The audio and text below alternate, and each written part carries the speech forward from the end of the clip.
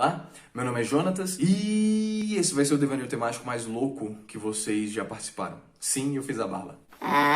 Lembrando que todo devaneio temático, ele é baseado no conteúdo para ensino médio. Ou seja, é uma forma da gente pensar a atualidade a partir do conteúdo de filosofia que nós somos inseridos no nosso incrível ensino médio brasileiro. Então, aos meus amigos que são ávidos estudiosos de filosofia, entendam que este vídeo tem as limitações do ensino médio.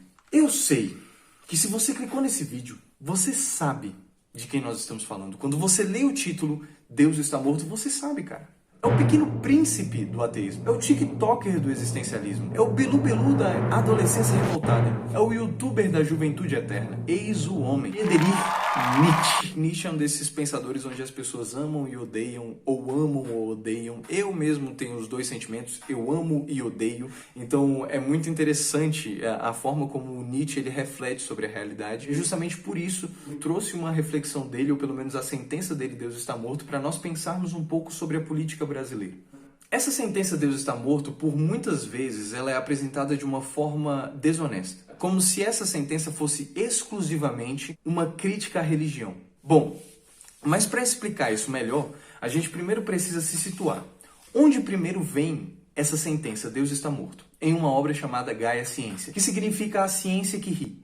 Ou seja, é uma ciência que ri de si mesma, que ri dos outros, é uma ciência do escárnio.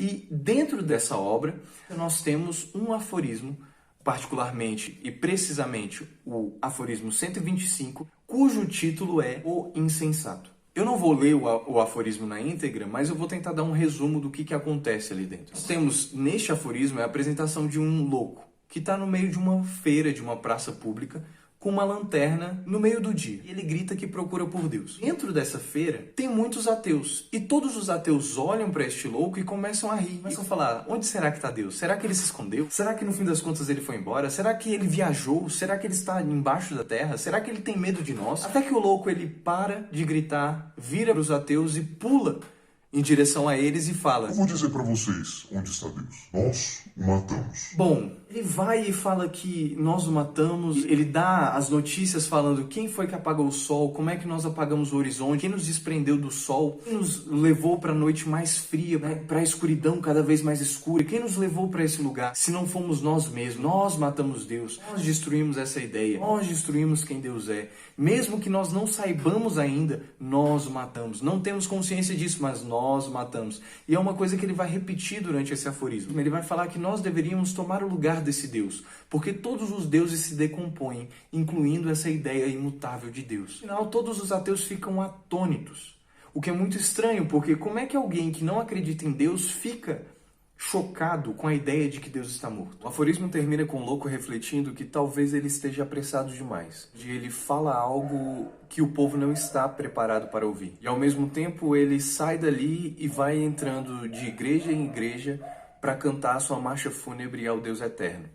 Se você pensar na reação das igrejas, é botar o louco para fora, e o louco ele repete sempre a mesma frase, e esse é o final definitivo do aforismo, que é: de que servem essas igrejas se não como túmulos de Deus? Ouvindo, pelo menos por alto, o que esse aforismo tem a dizer, nós começamos a perceber que religião é algo que ele se preocupa? É. Ele está criticando a religião? Sim. Mas ele também está preocupado com uma outra coisa. E eu vou te dar 3 pontos para que você pense o porquê essa crítica ela é mais do que religiosa. O primeiro ponto é, muitas pessoas às vezes quando vão apresentar esse argumento falando Deus está morto, ele vai falar que isso é um argumento de Nietzsche, e que Nietzsche no fim das contas é o pai do ateísmo por conta desse argumento. A pessoa está sendo desonesta por um motivo muito simples. Como é que um ateu mata algo que não existe?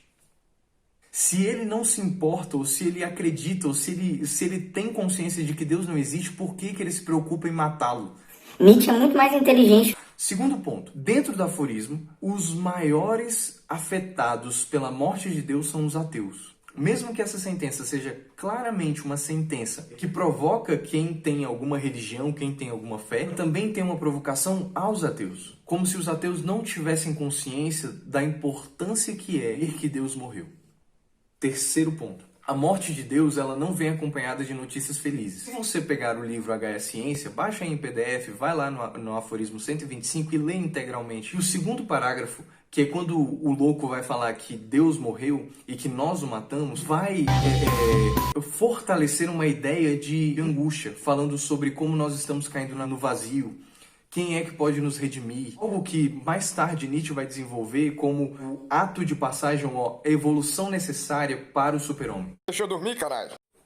O que a morte de Deus realmente anuncia, né? O que ela anuncia no seu sentido um pouco mais completo? Ela anuncia a morte de uma razão, de uma espécie de raciocínio. Pensamentos que nós não estamos mais preocupados. Verdade não é a nossa preocupação. A ciência não é a nossa preocupação. A religião não é a nossa preocupação. As pessoas, na verdade, estão extremamente relativas. Isso demonstra a morte de Deus. E o que isso tem a ver com a política brasileira, né? Quando Nietzsche anuncia a morte de Deus, ele está anunciando de que nós devemos tomar o lugar deste Deus. Para tomarmos o lugar deste Deus, nós devemos passar por este vale de angústias para nos tornarmos uma coisa que é maior e superior do que o homem.